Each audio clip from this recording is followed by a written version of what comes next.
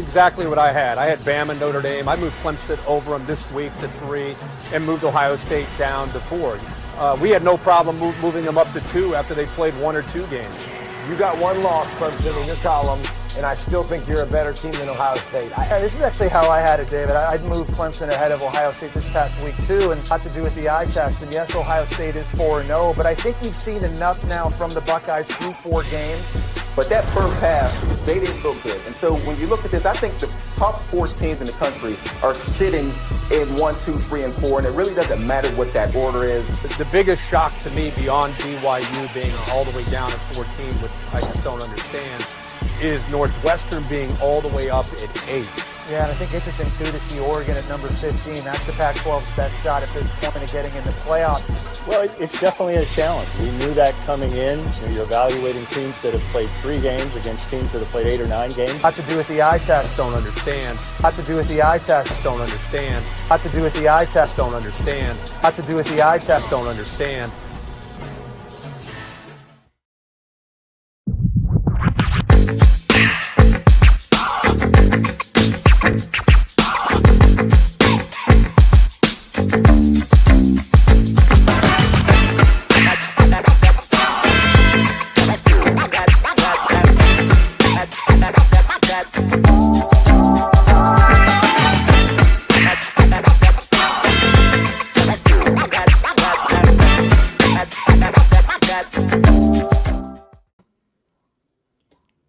Hello, everyone, and welcome to All Four Downs podcast. I'm Movie Muniz. Pretty soon we'll have the full cast on our show as they're wrapping up, John about the G-Men, but I also have Hector V backstage ready to come on. But on this show, we're going to be talking about the college football rankings, which came out yesterday, as well as the prediction on what's going to happen this weekend on the games. And there's some interesting games that's happening, and we can't wait to break that down. And with our newcomer Hector Vasquez, he's coming in hot and strong, winning 2 weeks in a row. So I'm paying close attention to see what he has up in his sleeves on these picks, because somehow he's coming out of nowhere to just to dominate this. But hey, it's college football, and again, we talked about the rankings. It's usually released starting midway through the season. The college football rankings determine who makes the 14th playoff that determines the college football playoff national championship. Due to scheduling impact from the COVID-19 pandemic, release of the college football rankings during the season started last Tuesday, November 24th. The final rankings will be issued on December 20th. So between now and the next 4 weeks is going to be pretty crucial to see how these teams will end up. So every game is very important. The actual playoffs start right now. Plenty of questions and not enough answers, but we were going to get there. But first, we have to discuss what's going on with breaking news that's going across the college football. And that is, for one, breaking news, Nick Saban tested positive for COVID-19. Now, this comes and these a couple of weeks ago in which he was tested positive before, but was able to still come back. So, again, it's just one of those things that we don't know, man. We don't know if we got it or we have it and stuff like that. And let me bring Hector V in the house here. Hector, you know, when you learned about this COVID-19 case from Nick Saban, man, what was the first thing that came out in your mind? That, we got to take this serious. There's a lot of people in this country that's not taking this, COVID serious, and we really got to take this serious. We found out the first time when Nick Saban had it that he's asymptomatic. And for people that don't know what that means is that you can carry the virus and never show any kind of signs and symptoms of it, but be a carrier. And so that's what it is with him. And now he's getting it a second time.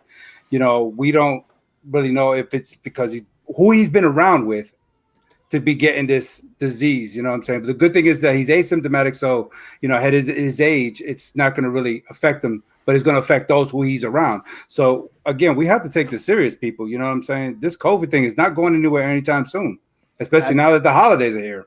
Absolutely. And for his sake, he did show some mild symptoms, but he will not be in the sidelines versus Auburn, and he'll be just in time next Saturday, I think Friday, just before their next game, which we'll be talking shortly about.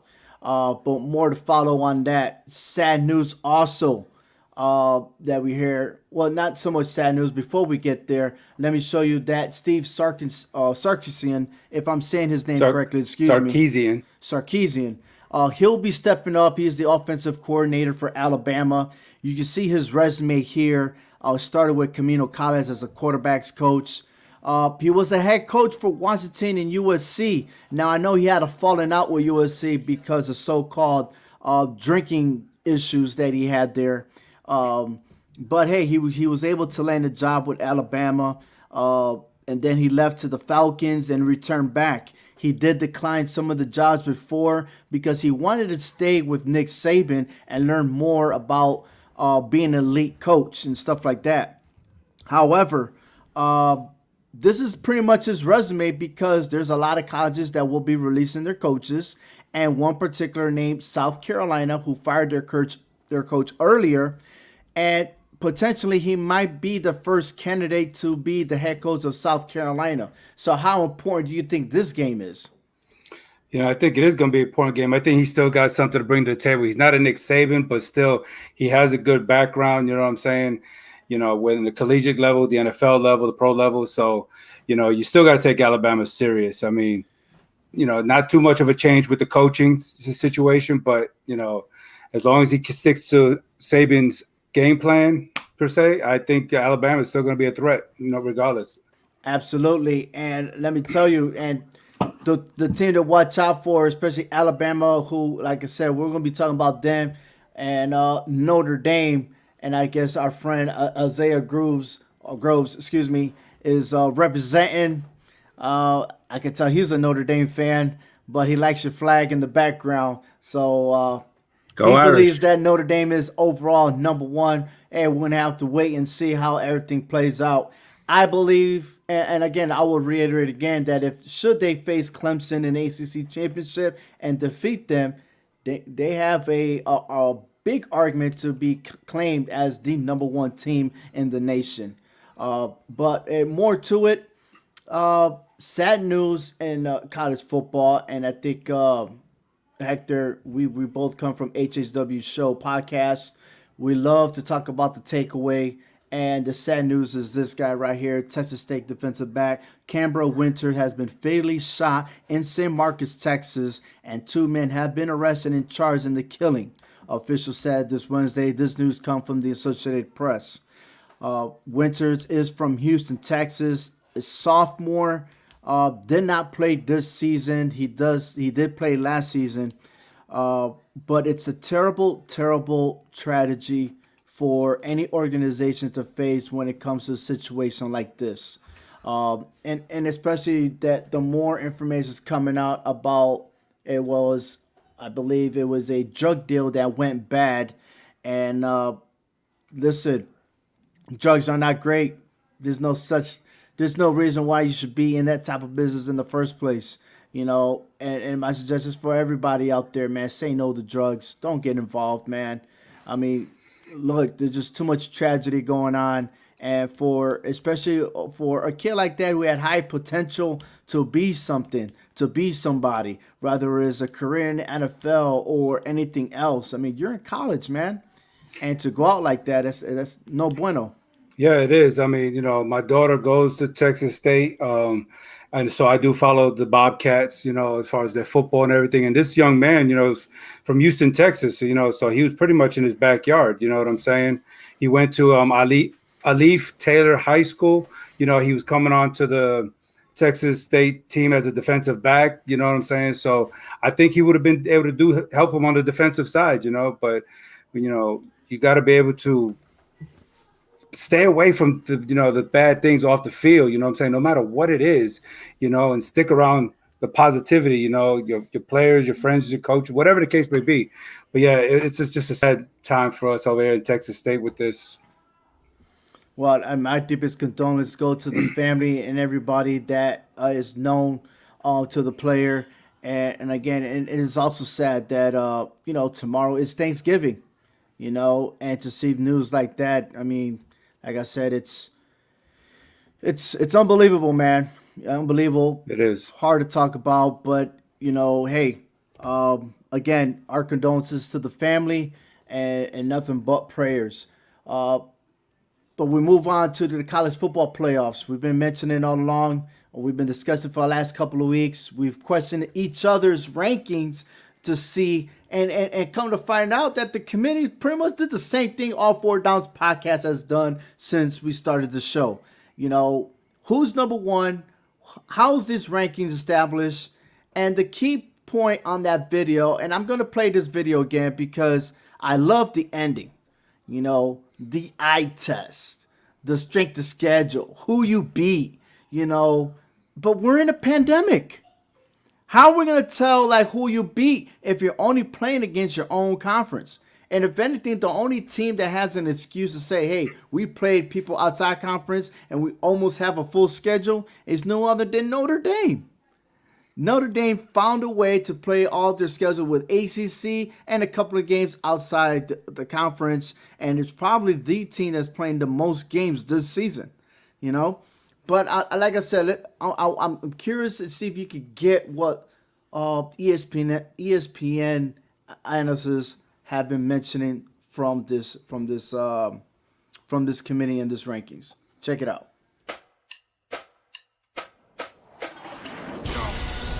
Exactly what I had. I had Bama, Notre Dame. I moved Clemson over them this week to 3 and moved Ohio State down to 4. We had no problem moving them up to 2 after they played 1 or 2 games. You got one loss, Clemson, in your column, and I still think you're a better team than Ohio State. This is actually how I had it, David. I'd moved Clemson ahead of Ohio State this past week, too, and a lot to do with the eye test. And yes, Ohio State is 4-0, but I think you've seen enough now from the Buckeyes through 4 games. But that first half, they didn't look good. And so when you look at this, I think the top 4 teams in the country are sitting in 1, 2, 3, and 4, and it really doesn't matter what that order is. The biggest shock to me beyond BYU being all the way down at 14, which I just don't understand, is Northwestern being all the way up at 8.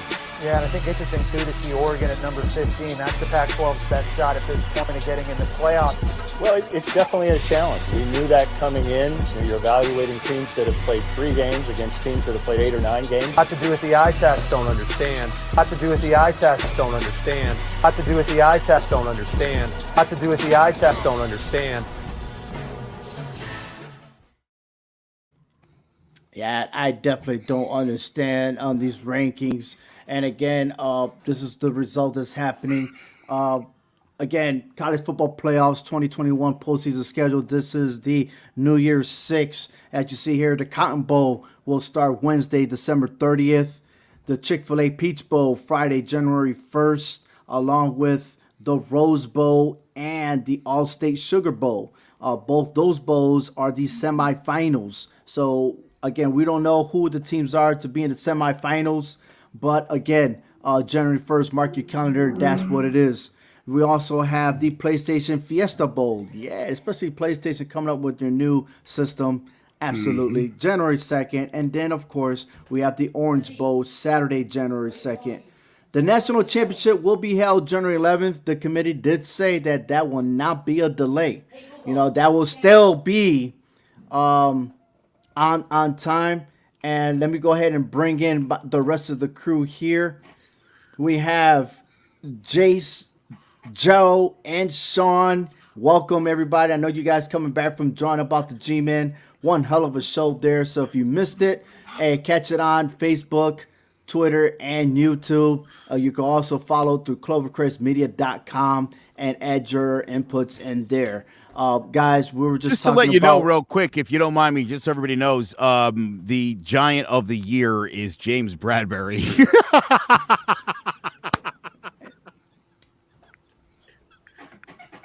He was the only guy laughing, so I don't understand. Give him a gong. If I had the hook, and I'd be like out of the studio, you know what I mean? But That was an eye test, and we didn't understand. absolutely. So, guys, we were just showing the video cap of the summary of what happened yesterday in the rankings, and at the end, it repeated itself. The eye test, I don't understand. The eye test, I don't understand. And that is the theme for today. We all probably don't understand how this committee had gotten through because they kind of contradicted themselves yesterday during the interview on the show. But hey, let's get to it real quick. Again, this is the rankings. College football playoff selected. Alabama number 1, Notre Dame number 2, Clemson number 3, Ohio State number 4. And the two teams looking outside are both from the SEC, number 5, Texas A&M, and number 6, Florida. Now, guys, every week we've been putting on our votes and stuff like that. And I know the biggest person that's always arguing is Joe about these rankings. And I'm going to start with you. Do you agree with the order of presence from 1 through 6 that the committee did yesterday? I agree with 1 through 4. I don't agree with 5 and 6. I don't see how you leave BYU and Cincinnati out. Don't tell me about strength of schedule. I just don't buy that. When you look at the way BYU's absolutely dispatched of everybody who's come across them, again, Florida lost to A&M and they lost to Alabama. And so did Georgia. Or haven't lost to A&M, but also lost to Alabama. A 2-loss team, also in the top 10. I mean, come on. Show your bias a little more towards the SEC. I mean, give me a break. This is so ludicrous. And you're, look, they should want all of college football to be taken serious. They should want people to follow the WAC and some of these other smaller conferences. It's never going to happen when you completely show disrespect. What is this? Like the best team in the SEC? Or are we trying to find the best team in the country? It's funny, we're having the same conversation about Kyle Trask, the second best quarterback in the SEC, and he's the odds-on favorite for the Heisman. What kind of a insane SEC-driven world are we living in?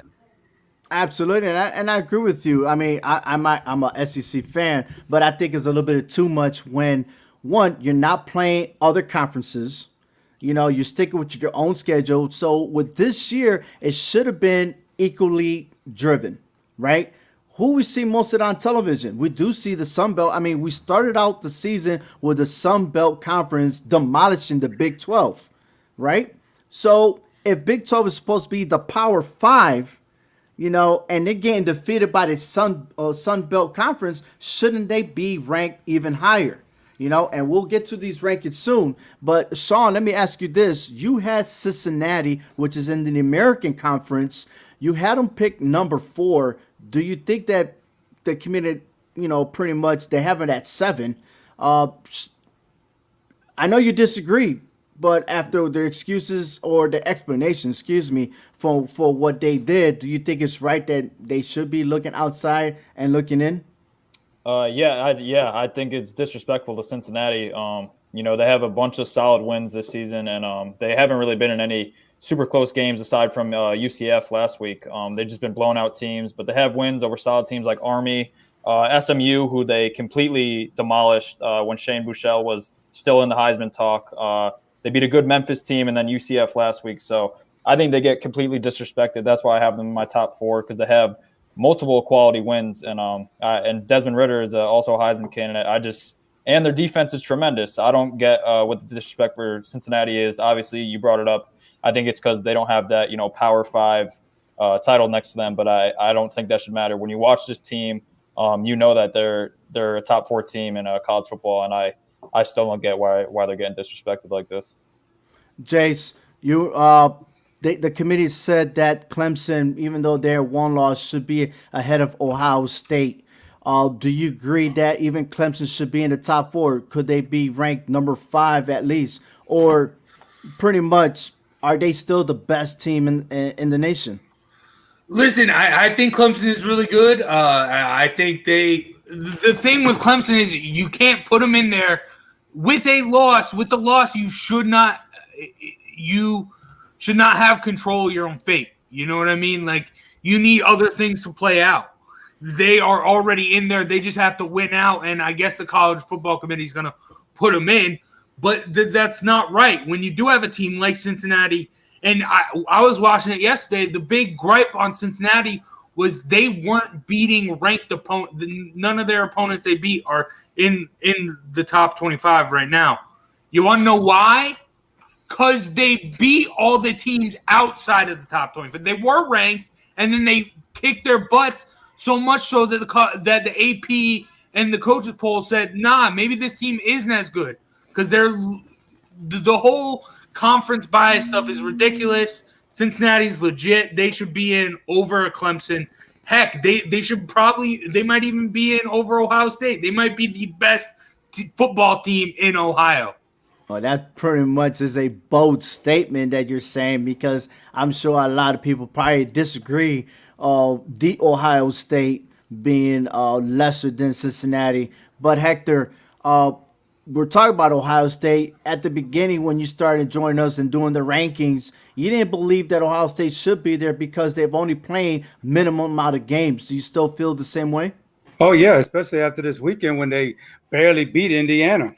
I mean, we're supposed to be talking about the Ohio State Buckeyes, who's supposed to be the powerhouse, okay, and you barely beat Indiana. You beat three other teams who are not even ranked, and you're all of a sudden number 4.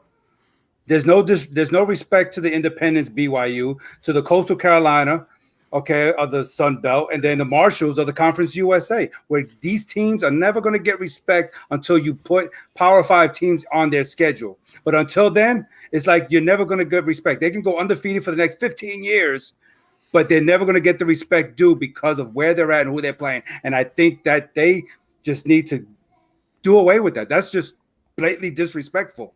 If you go undefeated like UCF did, hey, they did what they're supposed to do. Okay, Absolutely. now reward them. Okay, now if they go into the playoffs and get blown out 55-0 to Alabama in the bowl game, then we have a different situation. But if they keep it close, then we got to keep these teams in the mix. I mean, putting Marshall down, I mean, we'll get to it, but where they're at right now is just total disrespectful. And Joe, go ahead. No, I'm sorry. Joe, no. let me ask you this. I know we talked about this very vaguely a few weeks ago, and you have mentioned this. Should now we consider making a big argument to make 4 to 8 teams in the playoffs?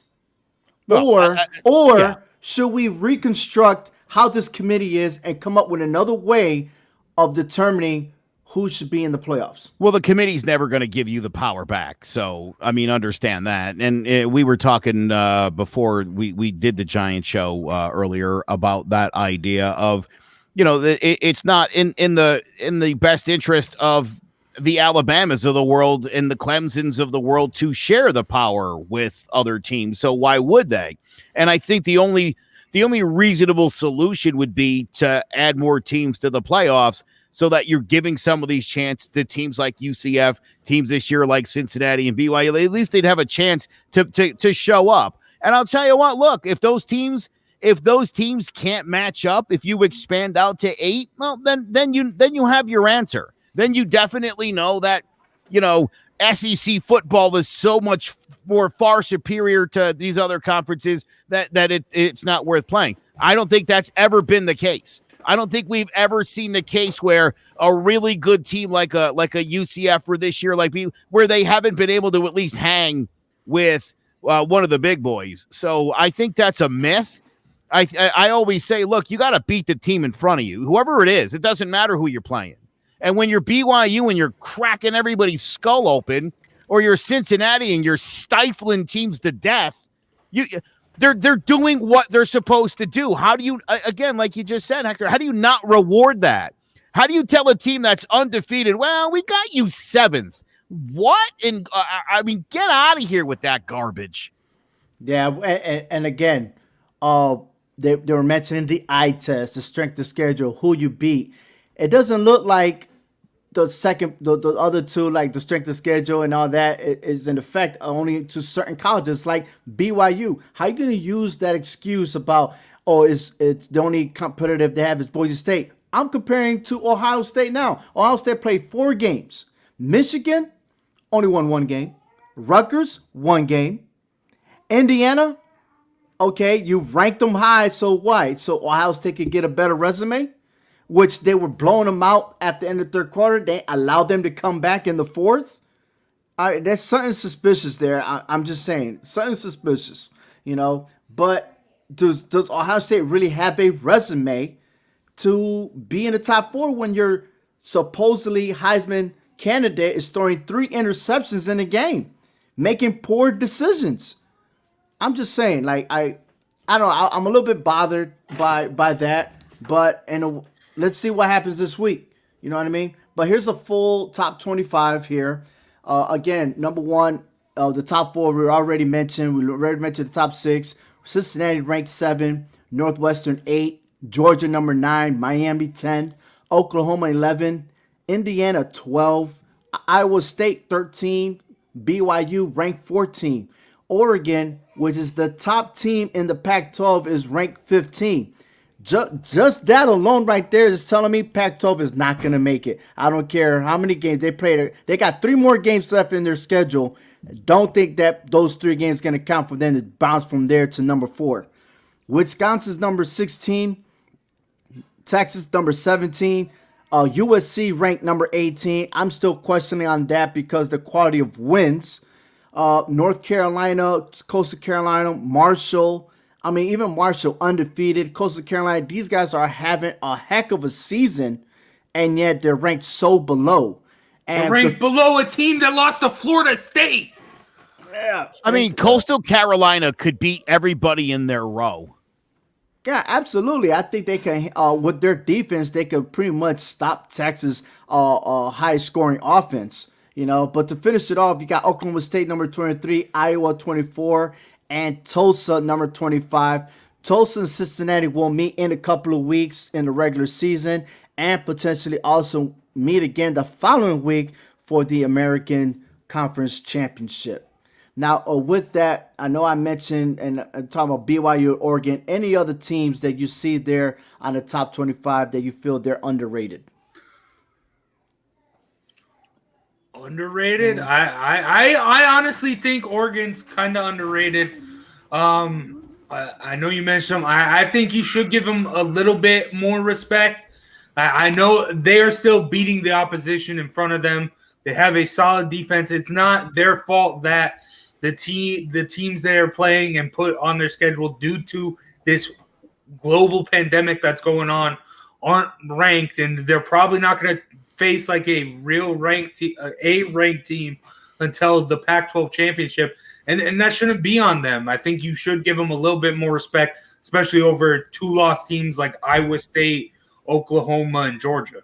I'm glad you mentioned that, Sean. He's talking about respect, but ain't that a disrespect for Coastal Carolina and Marshall to be ranked 2021 when you have teams like Oregon, Ohio State? They haven't even played that many games. I agree. Yeah, you should definitely reward these teams that have played 7 or 8 games and have gone out and not even really been in close games. They're beating the crap out of every team they play.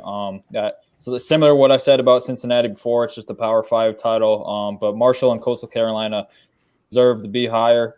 And one other team that I think that should just be a little bit higher is Tulsa. Their only loss right now is to Oklahoma State. Earlier in the season when Oklahoma State really had it going. And they have a couple good wins against an SMU team and a Tulane team that had won 4 in a row before playing Tulsa. So I think they deserve a little bit more respect. But, there's definitely a lot of question marks in this top 25 with teams that shouldn't be in there, and a lot of these undefeated teams that should definitely be higher. And before we move on, Hector, I know you like this part of the question. Who's overrated? Who you believe is overrated on this? I'm gonna go to left field with this. Iowa? How did they even get into the top 25? Yeah. By winning 3 in a row? I mean, you started off the season 0-2, so you get rewarded a top 25 spot by winning 3 in a row against nobodies? I mean, I just don't get it. How did Iowa get it? I'm getting off the soapbox with Ohio State and Oregon. I mean, I'm going to get off that soapbox because Coastal Carolina should be above Oregon. Marshall should be over Oregon. Wisconsin shouldn't even be there. How are they 2-1 and they ranked over Coastal Carolina? Come on. I think Iowa's the most overrated. How did they get in there and how they outrank Tulsa? I think if you put them two on the field, Tulsa will run Iowa down to the ground in the first half of the game. Point there. Come on. I'll tell you who I think. I think Northwestern is the best team in the Pac-10, the Big Ten rather, and I think they're significantly significantly underrated. Yeah. So, ladies and gentlemen, tomorrow's Thanksgiving, and I'm drinking this nice cup of coquito. And I think that I'm drinking, and Joe is feeling it right now because he's Pac-10ing right now. But it's all right. It's all right. Pac-10. You know what I mean. You know what I mean. Yeah. I'm telling you. I think Northwestern is a really good football team, and I also think Coastal Carolina. And I think if there's an overrated team on this list, I think it's Georgia. I think that Georgia doesn't belong on this list anywhere. Okay, now that way I do got to argue there. Dude, let's argue. I'll tell you what. I believe that you insisted was good. It's not as good as you said it is. The offense isn't very good. Maybe it gets better with the new quarterback, but I'm sorry. Linda, listen. Nothing about this team's impressed me so far this year. They're having a rocky start, but in my defense, I say they should not be in the top 10. They shouldn't be in the top 25. No, they do belong in the top 25. Chill out. Chillax, man. Chillax. All right? Because if that's the case, Auburn should not even be there. And they're garbage. They got Auburn shouldn't be there either. They got two wins. Listen, at least I'm shocked. How did Liberty lose once? They go from 15 out of the polls. I forgot about them. Where's the disrespect on Liberty? A 1-point loss. They're out of the top 25 because you didn't have the referees helping you win the game. I guess not. Yeah, I mean that's exactly what happened with Auburn, with Arkansas, and Ole Miss. But that doesn't take away from the fact that Georgia's not a good football team this year. They're not that good. They don't belong in the top 10. If you had them at 25th, in the top 25. If you had them at 25th, I wouldn't be as upset. But 9th is an insult to football. Okay, I accept that they don't belong in the top 10, but being in the top 25, they still do.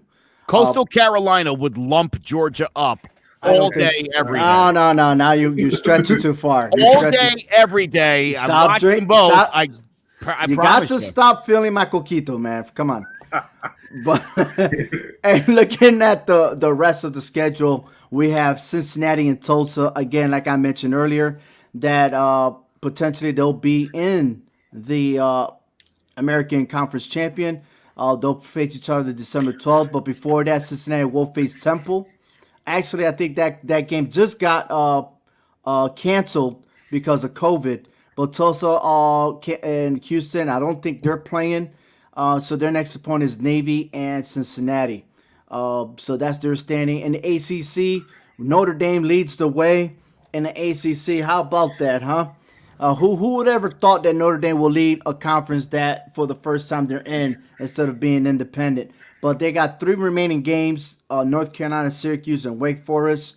I think their game for Friday is going to be a rough one. But, hey, I'm not saying that they can't do it, but that's going to be pretty challenging. Clemson has 2 games left in Miami.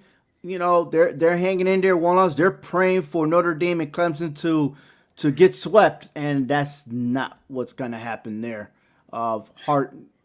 I don't even know why. Miami's hanging in there, but they're not going to make it to the conference championship. In the Big 12, we have Iowa State leading the way. But there's a big potential that Iowa State and Oklahoma might face each other for that conference championship. Oklahoma's playing one hell of a game of football. They finally got their groove on. They're playing like an elite team, but it's a little bit too late for them. In the Big 10, we have Ohio State leading on the East and Northwestern in the West. They could potentially face each other in the conference championship. Again, looking at Ohio State's schedule, Illinois, Michigan State, and Michigan, 3 teams that are struggling. And one has to wonder, Ohio State probably have to beat them over 30 points in each team to be considered legit. If any one of those teams come close to Ohio State, I'm just questioning on who's ranking them high. But for Northwestern, they got Michigan State as well, Minnesota, and Illinois to finish it off. In the SEC, we have Florida and Alabama. Both of them have will face each other for the SEC championship in Atlanta, with Florida have 3 games left, and Alabama, they got a competition, I might say, versus Auburn, but being that it's in Alabama, they got a greater chance of stomping them over there, and the history does show. And then, I'm bad. Before I move on to the next, any questions there? Conference championship, any predictions there?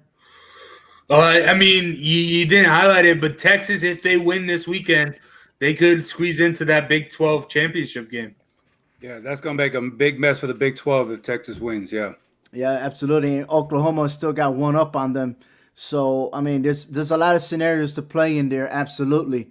But I'm just curious to see, and I know, Joe, you mentioned about Kyle Trask, but with the remaining game, I think the biggest test for him is against the Kentucky defense. Can he still put up those numbers over 300 yards or 3 to 4 touchdown passes? And I know Pitts is coming back, the tight end, coming back from being concussed a couple of weeks ago. But that's big time because Tennessee, they're done, and LSU, you just got to flip a coin on that to see if they're ever going to step up and play, or are they going to bend over backwards? Yeah, I don't think that Trask is going to be able to keep it up. I don't like the guy. He's been on a great run, but it's Florida, so he's due for a bad game. Kentucky would seem to have the defense to trip him up a little bit. It'll be incumbent on all the other guys to have big weeks, so that we could get Trask back down to where he belongs as the second best quarterback in the SEC.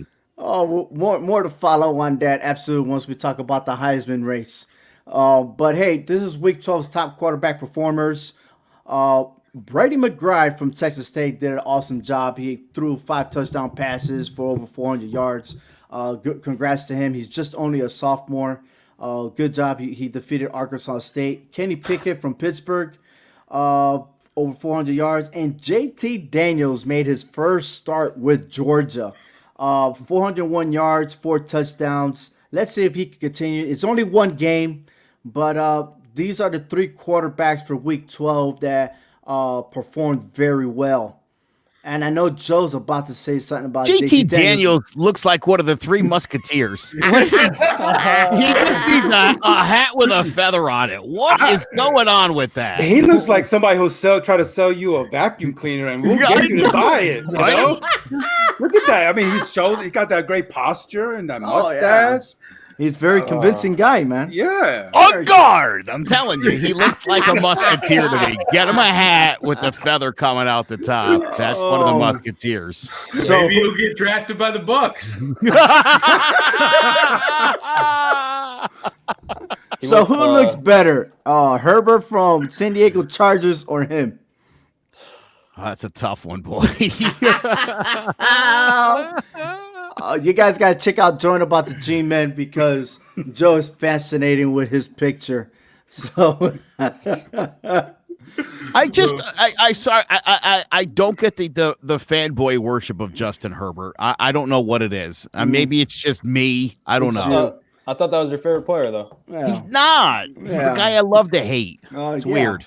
Week 12 top running back performers. We got Jerry Patterson, Tion Dullard, and Brad Roberts, respectively. These guys been running their tails off, so congrats to them.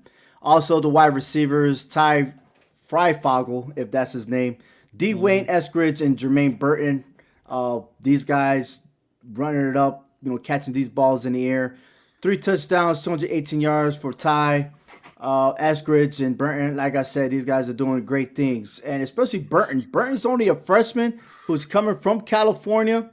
That's one type of combination. No one ever saw that coming. And again, if he keeps it up, that's going to be a big threat for that Georgia offense. Let's see if they can do it this weekend. Now now we're on to the Heisman Trophy. Again, no change in the schedule. January 5th is a virtual presentation. And hold yourselves. hold yourselves on this one. We got the all 4 downs votes on top, and we have the ESPN writers at the bottom.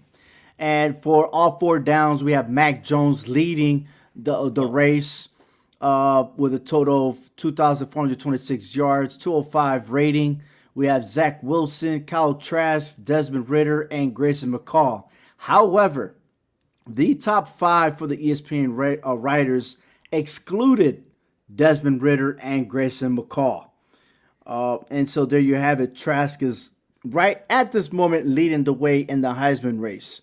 Now, I am looking at y'all faces, and I see eyebrows moving. Jace is shaking his head no. I start with you, Jace.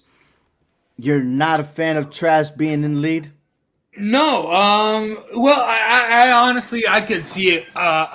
I'm okay with Trask there. I didn't vote for Trask because I agree with Joe's line of thinking. He's not the best quarterback in the SEC, so why should he be there? I am starting to like Trask more. But the big thing for me is no Ridder or McCall. Justin Fields looked like Daniel Jones with the picks, and he could run the ball great, but he just did not look that good.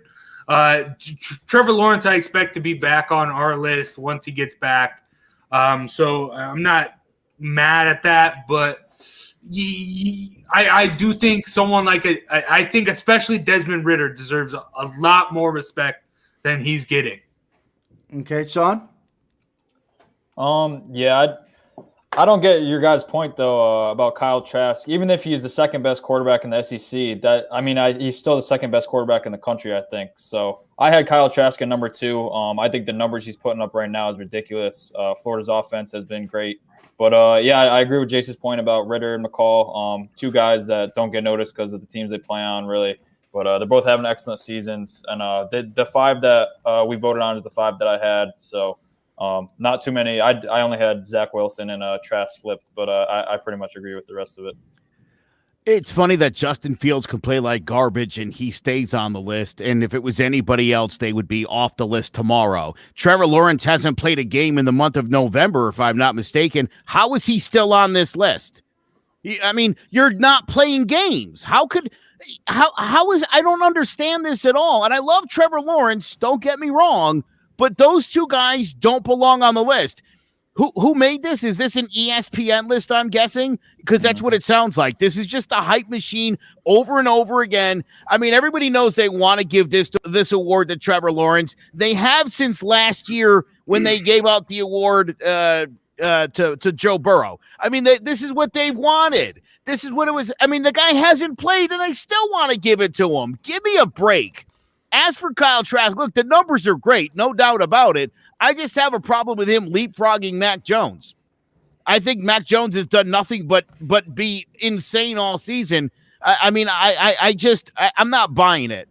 Again, I like Florida. It's a high-powered offense. I get all that. He's done a really good job. But, again, I'll insist, if he's the second best quarterback in the SEC, he's not the best player in all of college football.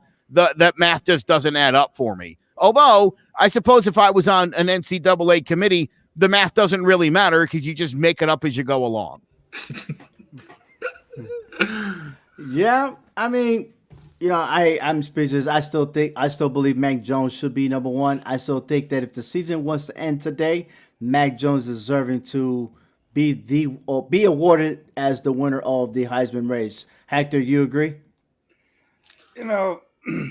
It's an individual award, I mean, so what Trask is doing as an individual, I mean, his numbers obviously showing it right there is a little better than Mac Jones. Alabama overall is a better team than Florida, but we're talking about an individual award. So if Kyle Trask can throw up so much numbers and Florida still lose, okay, that's not really his fault because the defense got to do their part. His numbers are much better than Jones. I take nothing away from Mac Jones.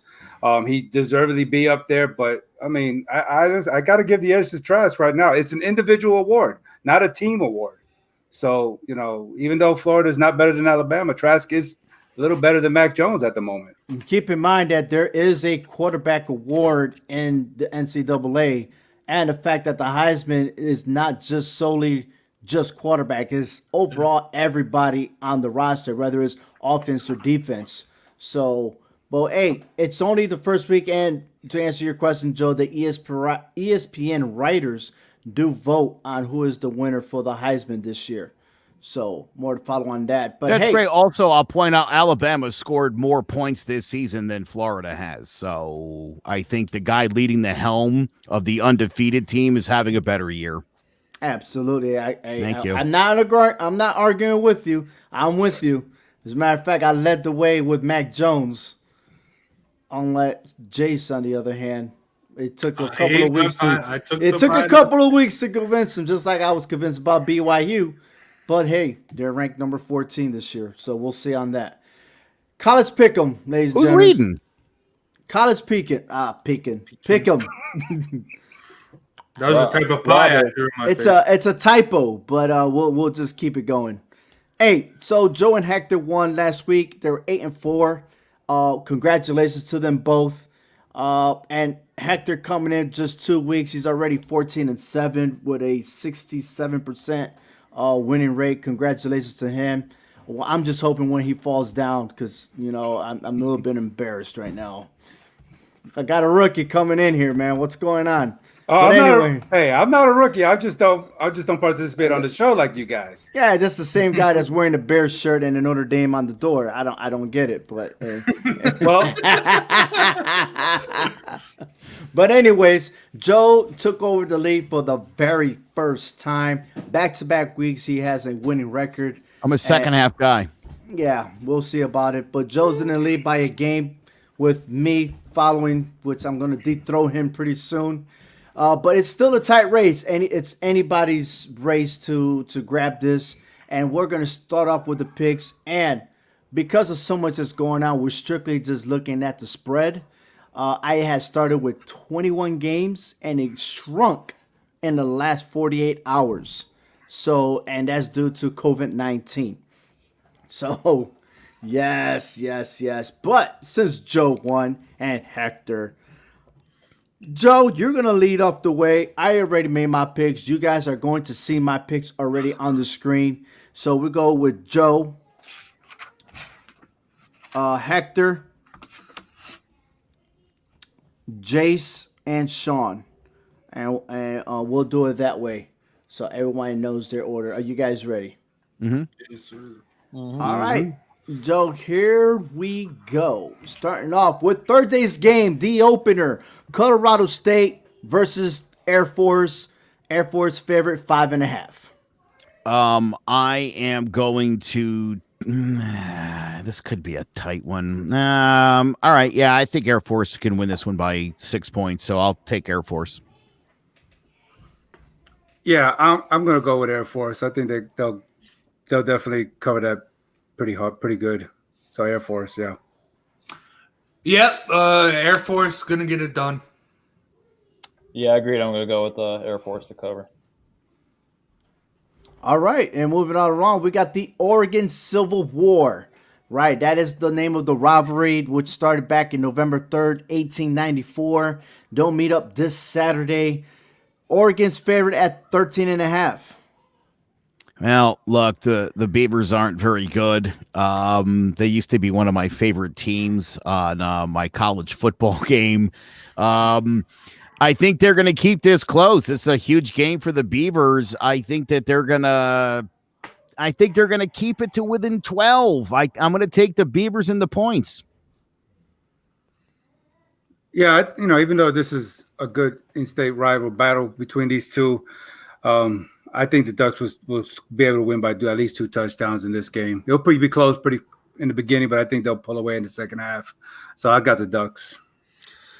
The quack pack is going to get a shutout and win 35-0. Oh, wow. I'm going to go with Joe here. I'm going to go with the Beavers. They've been in close games all year, and Oregon hasn't been super impressive to me, at least from what I've seen. So I think that Oregon State will cover the 13.5. Go Beavers. All right, the Big Ten Conference going on with Northwestern versus Michigan State. 13.5 Northwestern favorite. It's funny. I called the Michigan State upset of Michigan mostly because I hate Michigan, but I really like Northwestern, so I'm a little bit torn here. Northwestern, do they win this one by 2 touchdowns? Yes, they do. I'll take Northwestern. Yeah, I think Northwestern is going to do it. Michigan State is not really doing anything much this year, so they'll keep it at least a minimum of 2 touchdowns too. Northwestern has a smothering defense, and Peyton Ramsey is playing pretty damn good at quarterback. Northwestern is a team to be.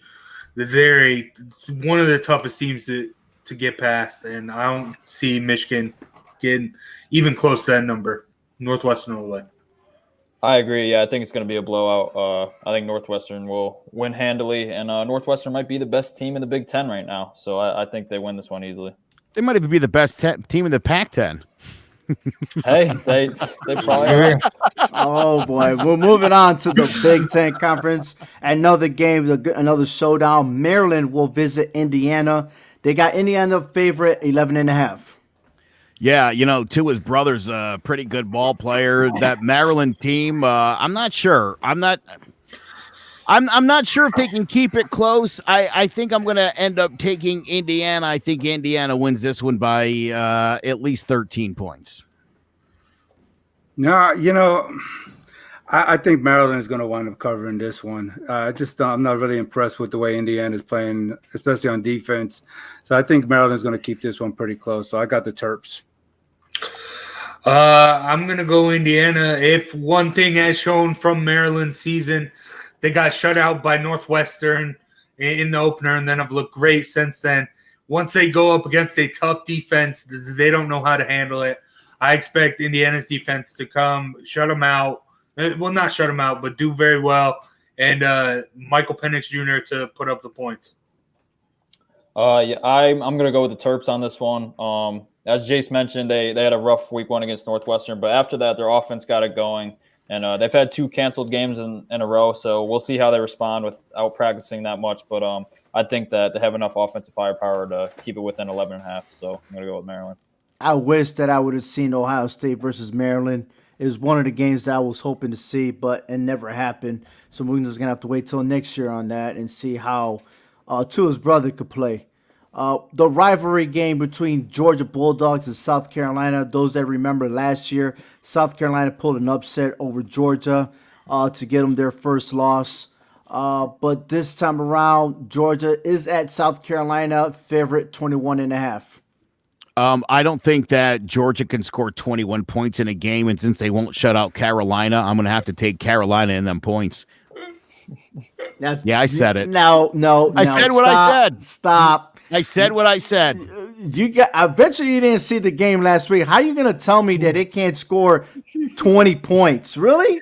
What kind of football were you watching? Let's see what happens next week when I'm still at the top of the standings. I won't bet you because I'll be at the top of the standings next week, and we'll talk more about it. I'm happy to have the conversation. I'll give you I'll give you a bouncy house, and when you fall off the ladder, you won't hurt yourself. But hey, go ahead, Hector. 2 words: Cox cover.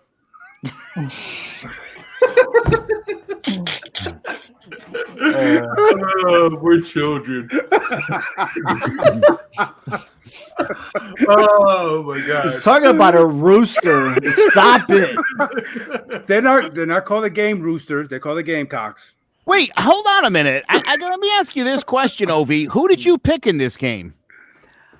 I picked on the Cox spread. To cover. You got Cox to cover on here. That's your team. You just jumped on me for saying I didn't think they were going to cover, and you picked them. Are you out of your mind? You said that Georgia was not going to score 20 points. I'm telling you that they're going to score probably 40 points, but the game is going to be closer than 21. The secondary is still suspect, but I still think that Georgia is going to win the game. You're saying that vaunted Georgia defense is going to give up 3 scores to the Gamecocks? The final score is 40-20. Listen, and I'm supposed to be impressed with the defense. I don't care what you think. I just know that I got Georgia winning 40-20. I know you don't care what I think, but you keep telling me Georgia's got a good defense. But now you're trying to tell me they get one of the three Musketeers, and now they're going to have the best offense. And I mean, I don't know what. Oh my God, we're looking at Georgia and South Carolina. We got to stick with that game. You're gonna have your lesson learned, like Jace learned his lesson when he jumped on me about Army a couple of weeks ago. So I'm telling you right now, I'm making the same pick you are. What on God's good name are you saying? You and I are picking the same team to win the game. Why are you yelling at me? Okay. Nothing. Can I get my pick? Nothing. I'm moving on with Jace. I've been saying it since week 1. When JT Daniels gets in charge of this Georgia offense, they're a team to trifle with. JT Daniels has taken the starting spot. He's going to get it done, and the former Trojan is going to help cover the Cox. I love it. Oh, my God. I mean, you could have said it best. Go ahead, Sean. Yeah, I agree with Jace on this one. I like the way JT Daniels looked for Georgia. Obviously, getting back from injury is huge for that offense. And South Carolina's offense is probably the worst in the SEC. So I think they'll cover this one, probably win by around 24 points. Excuse me. All righty then. Let's move on here to the Big 12 Conference. We got the Oklahoma Sooners versus West Virginia. Oklahoma's favored by 11. You already seen my pick. I got the Sooners. Yeah, I will take the Sooners. Yeah, I will. I'll take the Sooners to cover. Yeah, I'm doing the same. I think they're just gonna dismantle West Virginia. I like West Virginia. I like their D-line. I think they're going to get pressure on Spencer Rattler, get him a little rattled, and I like them to cover. Don't know if they'll win, but I like them to cover the 11. I think it's going to be a closer game. Where is the game being played? It's playing at West Virginia. Really? Take me home. Interesting. Yeah. I'm going to go with Oklahoma in this one. They've been super hot ever since their last loss, and Spencer Rattler and his offenses look really good. But, yeah, West Virginia's got a pretty good defense, but I think they'll do just enough to cover this one. West Virginia's 5-0 at home and 0-3 on the road. Mm-hmm. And Oklahoma is just a different team. No, I understand that. I understand that, but I mean, I feel like you're gonna get West Virginia's best effort for sure in this game. Yeah, of course. Everybody's gonna give their best effort. No, that's not always true. Mm-hmm. I'm still taking the Sooners. I just wanted to think that over for a minute. Yeah, sure. But think about this one. Big 12, another Big 12 conference. Iowa State at Texas, with Texas being favorite, 1.5. Oh, this is so easy. Iowa State all day. If it was easy, then it wouldn't be voting Texas to be favorite. That's what they want you to think. That's what they want you to think. I'm not stupid. Okay. Again, this is the time of the year where Texas blows it. I mean, has anyone been paying attention for the last 100 years? Texas already blown it. That's why they're there. So they don't got they're playing with nothing to lose. Yeah, so they'll blow it some more.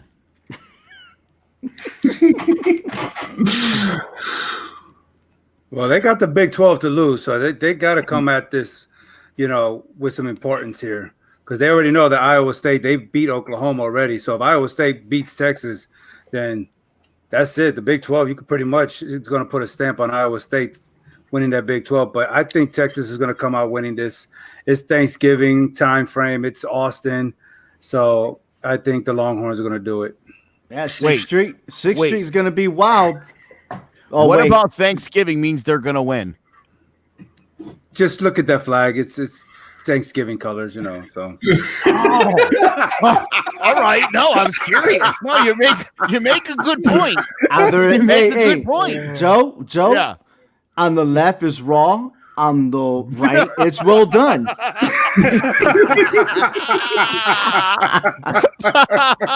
love it. Oh, jeez. I'm going to go Iowa State to shellac Texas. Shellac Texas, huh? Yep. Yeah. Shellac. I think it'll be a pretty close game. I'm going to go Iowa State. I think it's just gone too well for Texas after the Oklahoma win with the big win over Oklahoma State and then another big win for West Virginia. I feel like it just doesn't go that well for Texas, so I think it all comes crashing down this week. And Iowa State probably wins by around a touchdown. Being that's 1.5 is pretty much anyone's game there, man. So yeah, I like it. But hey, talking about Gamecocks and everything else, we have another game similar to it, and we have the Coastal Carolina versus Texas State. Cheers. Coastal Carolina favorite 17 points. Ooh, that's a lot of points. Geez, let's see here. Texas State. I mean, the Bobcats. I don't know. That's right. They're the Bobcats. Giving up 409 points this year. Yeah, Coastal Carolina will light them up. I'm taking Carolina. They'll win this game by 20.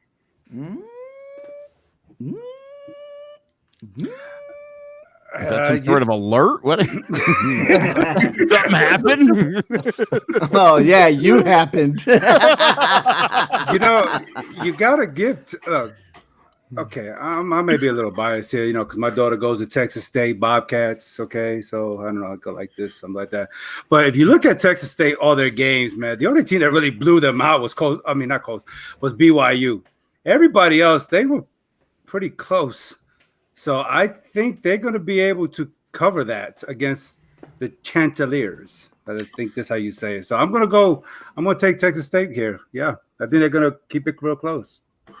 You did bring up a good point, Hector. Texas State, while their record is not too good, they have kept it pretty close besides BYU. But I think Coastal Carolina is a lot like BYU. Tough defense, dynamic offense, great quarterback. So I expect them to put another shellacking on Texas State.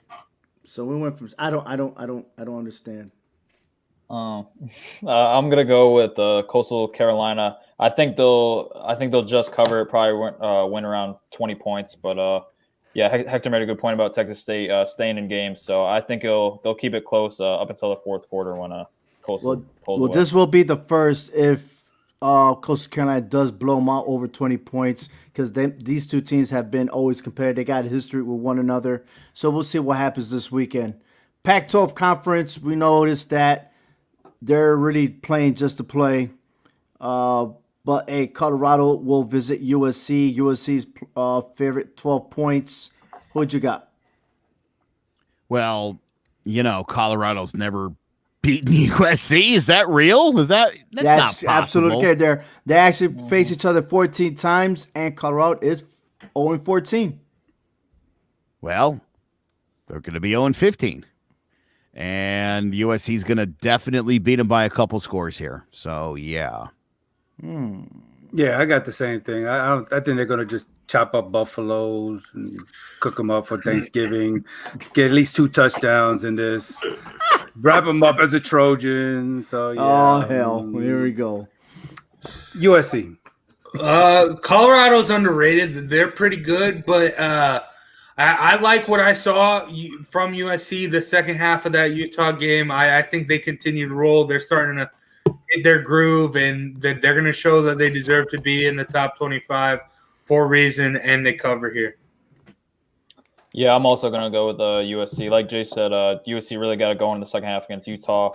And Colorado, they've been competitive. They're usually the laughingstock of the Pac-12. So I think it will be a somewhat decent game, but USC will probably win by around 17. Once USC loses, they're going to continue being the laughingstock in the Pac-12. But, hey, we'll see what happens there. Big 12 Conference, Texas Tech at Oklahoma State. Another 11-point favorite for Oklahoma State. I picked the Cowboys on this one. Yeah, you did. Let's see here. Given 11. Yeah, go for the other guy.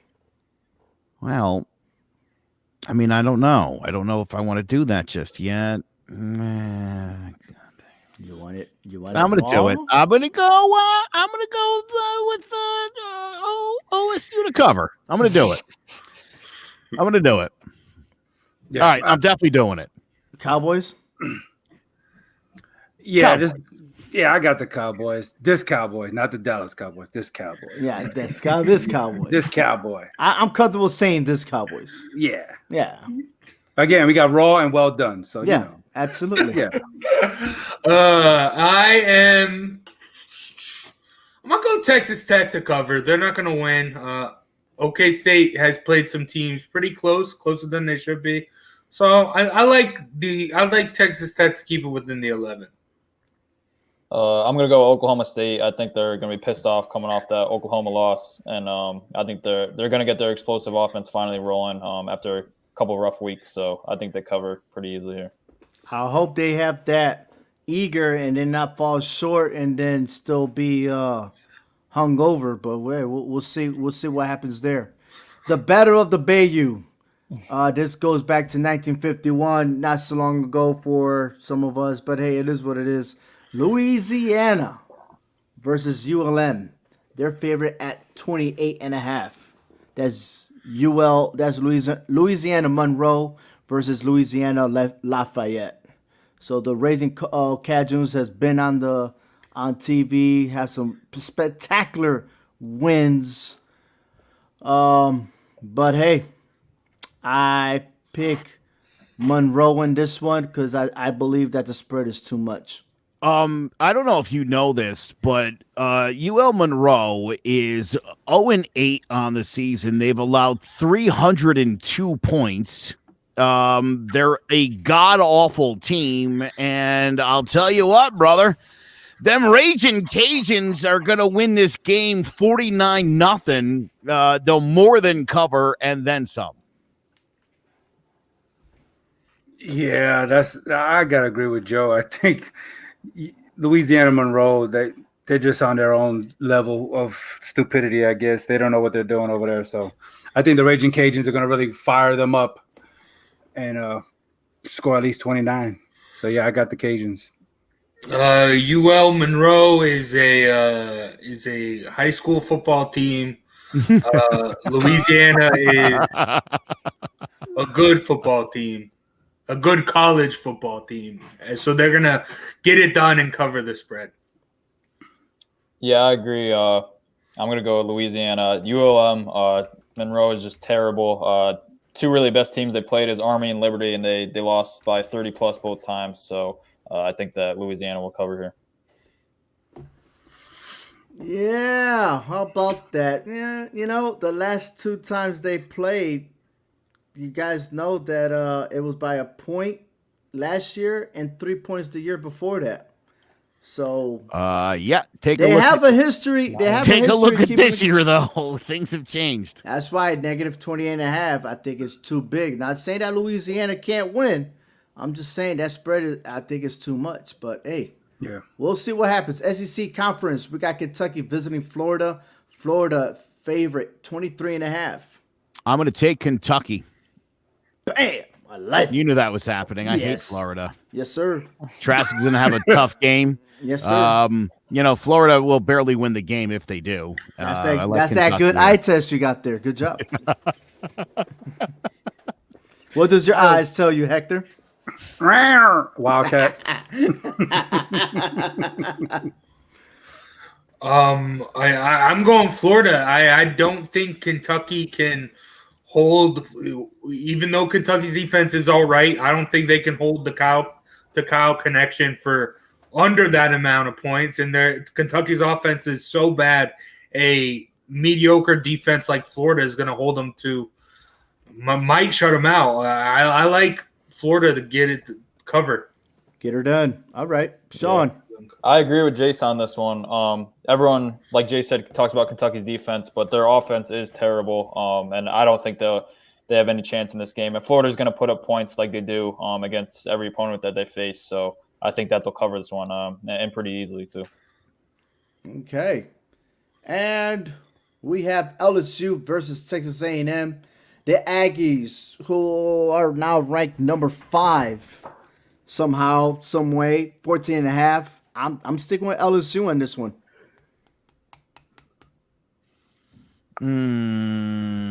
Call me crazy. Tough one. I see my eyes. I don't know if I can do it.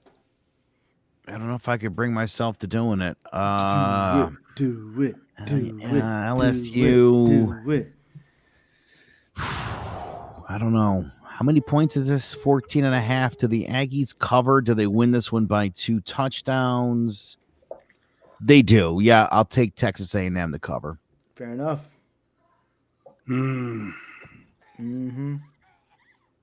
Yeah, I don't know. Besides South Carolina, I mean, they've been keeping things pretty close with everybody that they've played. Yeah, I'm gonna go on a limb here and go LSU. Nope. Texas A&M. I don't know. Texas A&M is gonna get the win here, and in dominant fashion, because they're playing for a possible playoff spot. Okay. They need those style points. Yeah. Agreed. Yeah, I'm gonna go with the Aggies. It's just been a rough year for LSU, and I think it's gonna continue this week. And that's what I like about it, because it's been a rough year for LSU. Everyone's counting them out, and they're going to make that statement. I wouldn't be surprised if this will be an upset, man. There's got to be at least 2 teams in the top 10 that's going to fall this weekend.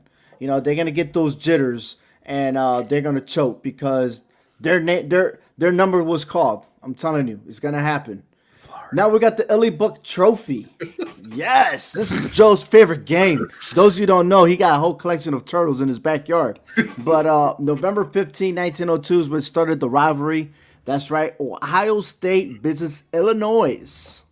And I believe the Buckeyes is going to make some noise and cover 28 points. Things to make go. Illinois, no, I don't know. I'm not.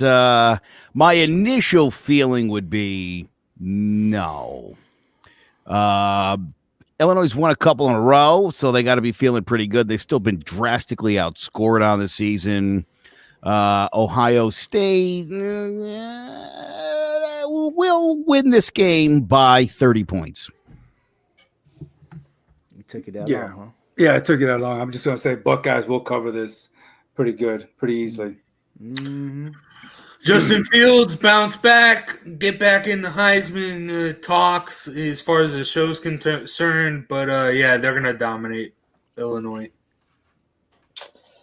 I want to pick Illinois just because you can't stand Ohio State? No, just because I feel like they've looked better the past 2 weeks, and I feel like even though Nebraska isn't great, beating them by that much is a big win for them.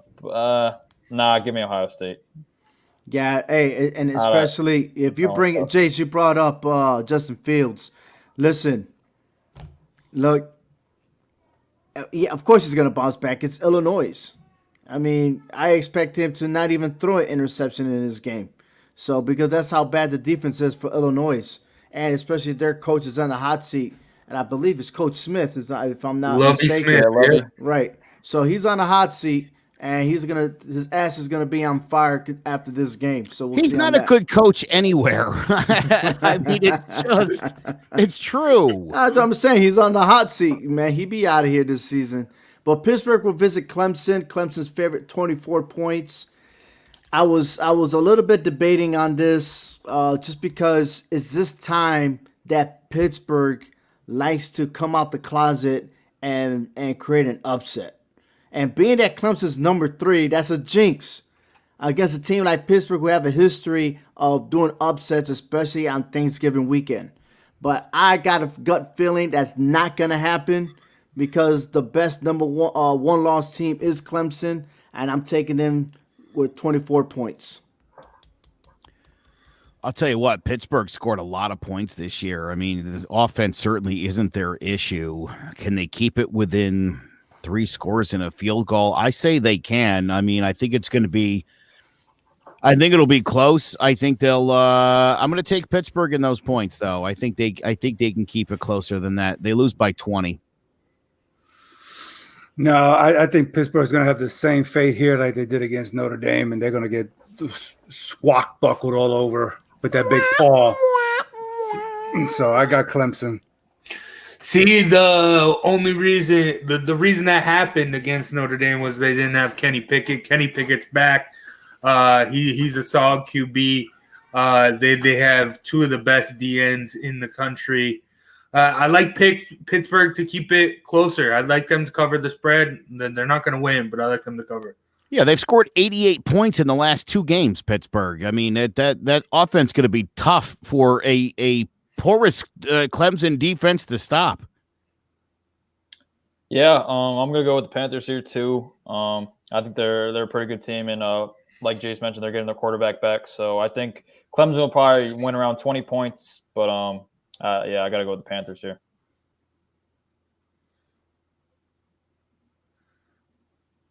You're muted, Obi.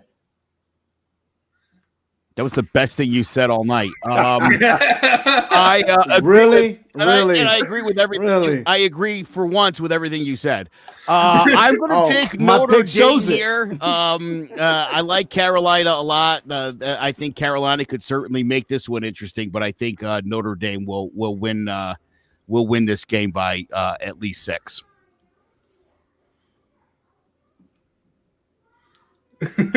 Yes, say no more, right? That's hilarious.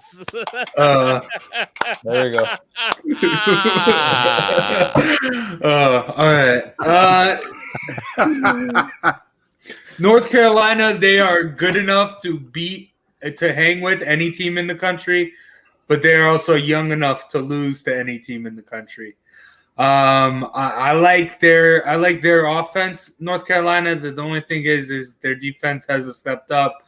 I like Notre Dame to get it done in convincing fashion. Yeah, I agree with this one. I'm going to take Notre Dame too. Their defense is going to be too much, even for a pretty good offensive team in North Carolina. So I think it'll be a decent game for the first half, but Notre Dame will pull away, probably win this game by around 14 or 17. Notre Dame, by the way, has got 2 offensive linemen that'll be out in that game. Just something to note. Yeah, they'll be all right. They're still going to stomp on them. I believe that. But, hey, we're going to our last pick, and it's probably the game of the week. Many might not feel that's the game of the week, but it's the Iron Bowl. And these two teams got a history. I remember back in 2013 when I was getting to know the SEC, when the kicker from Alabama with 1 second left on the clock kicked it, didn't reach the goalpost, and the guy from Auburn caught the ball and ran it back for 101 yards to kick for 6. A touchdown and the win to knock out Alabama. Should we see something similar this weekend? Absolutely not. I don't even trust Bo Nix. I think Bo Nix is going to flutter. That's right. 2 games that he made poor decisions at the end that could have cost the team to win thanks to the referee. It's not going to happen. And besides, the team knows that without Nick Saban, they got to play their very, very best. So if anything, Alabama's going to roll through and stomp on Auburn and win greater than 26 points and make the statement that Alabama is the number 1 team in the country. I love Alabama, but I don't think so. Auburn's been playing really well. Three pretty decisive wins in a row since they lost a couple. I think that they can keep it. I think they can keep it closer than 26. I mean, I still think they'll get their brains beat in, but I think that they can. I don't think they're gonna. I don't think they're gonna. I don't think they're gonna cover 26. Put it to you like that. I think Auburn's a little bit better. This game means so much. The game is in Alabama, which does give me a little bit of pause, but I think Auburn's. They're not going to get blown out and embarrassed. I think they keep it close, but Bama easily wins. I thought I was going to convince you, Joe, because thought I about agree it. with you. I agree with you. I was trying to push it to Alabama, but I think it's going to be closer to 26 points. As you see my pick right in front of you, I did go for Auburn and the points. But Hector, what you got? Yeah, I was kind of confused with what you were saying earlier, but no. It's Joe, baby. It's Joe. No, I thought it was your little coquito over there. I don't know. So Nah, it was either raw or well done, as we see the colors again. That's right. yeah, I'm going well done here. I think the Auburn Tigers will keep it close. They're not going to win the game, but this is a good Iron Bowl matchup. So I think the Tigers will keep it close. Auburn, this game's always been wild. There's a crazy stuff like Ovi mentioned, the kick six. Last year was crazy. All the crazy stuff when it's a close game always happens at Auburn. It's at Alabama. When it's at Alabama, Alabama usually rolls, and they're going to roll, get it done. Auburn isn't that good. I haven't had them in my top 25 since like week 3. So, yeah, I expect Bama to get it done decisively. Yeah, Auburn doesn't belong anywhere near the top 25, and I think Alabama is going to prove that to the country this week. Even though I'm going to go Auburn with the points just because I think minus 26 is a little bit too much. I think Alabama will probably win by around 24. But, yeah, it's going to be a convincing win for Roll Tide, and I think that their offense is definitely going to get it going against Auburn's defense. Yeah, like I said, it's a rivalry game. This is something that if I was betting, I'll stay away from this game. Matter of fact, any rivalry game this weekend, I just stay away. Pick another game. Stay away from rivalry games. I promise you, you're gonna regret it. Let's put it that way. Oklahoma, West Virginia is canceled. It just got canceled. That game is canceled, and I want to change a pick I made because they're saying now Kentucky's down 18 players ahead of their game with Florida. So if you could kindly just make sure I've got Florida as my pick. I'll do like Jace and not even pay attention to you, like you didn't pay attention to me in the NFL picks. And I'll just leave it as what you gave me the first time. You're in the public. Fair enough. You picked the Falcons. Who picked the Falcons? You did. Who's you? OV. Who's OV? I'll change it. You said Kentucky's now down 18 players for the game. 18 players are going to miss the game. Yeah, I'm sorry. That's not gonna be good. You know what? I kind of agree with you. Yeah, you might as well change me too because that's not going to look right. 5 starters, including linebacker Jamin Davis, tight end Justin Reagan, running back Chris Rodriguez. Forget about it. Forget 10 Joe, guys if out. I 5 lose starters. this game because you convinced me to Florida, seriously. Yeah, so we all say I for Florida. Yes. Yeah, I mean, come on. There's Hey, if we lose, 5 we all starters, lose. 5 starters and 10 players out for Kentucky. If I lose, it don't count. That's bad. That's You really lose, bad. we lose, you lose, you lose, we lose. Oh well. Yeah. What? Who's on first? Who's on second? I don't know. Who's on third? You got to no. You can't go on third if you have a short stop. Who? Anyways, we're really going wild here. But hey, guys, I appreciate you guys for being on the show. Joe, as always, you got the last word. Take it away, my friend. 2020 sucks. Tomorrow's Thanksgiving, and most of us will be considerate enough not to gather with our family to celebrate. The COVID-19 pandemic is raging out of control, and it's ruining all of our plans. And for the most part, we've handled it well. College football coaches, on the other hand, Dabo Swinney will probably have his entire family over for Thanksgiving if I had to guess. See, it's Dabo's world, and we're all just living in it.